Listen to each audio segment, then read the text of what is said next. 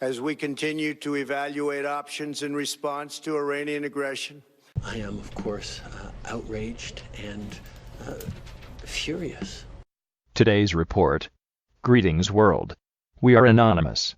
The threat of war between the USA and Iran is not over, and here we tell you why. What's the catch? It is in President Trump's statements after the missile attack on 2 American bases in Iraq from Iran.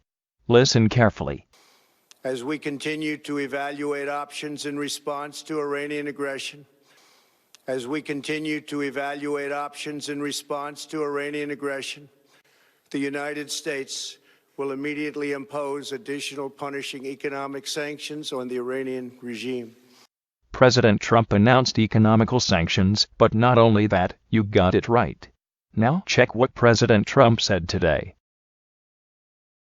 The government of Iran must allow human rights groups to monitor and report facts from the ground on the ongoing protests by the Iranian people, Trump tweeted in English and Farsi.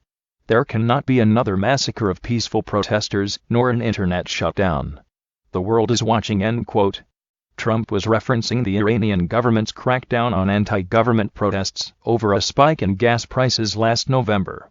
The government quashed protests by arresting, injuring, and killing protesters and shutting down the country's internet. On a related report,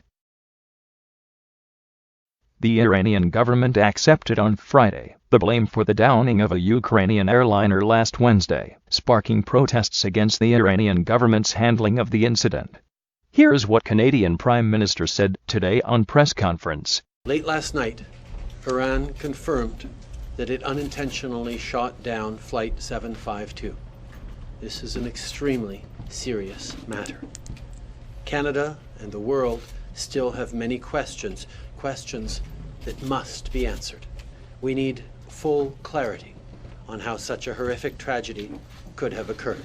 I am, of course, outraged and furious that families across this country are grieving the loss of their loved ones, that all Canadians are shocked and appalled at the senseless loss of life.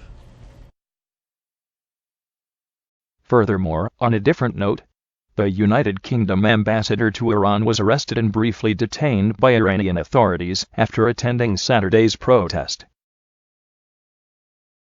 British Foreign Minister Dominic Raab slammed the arrest as a flagrant violation of international law.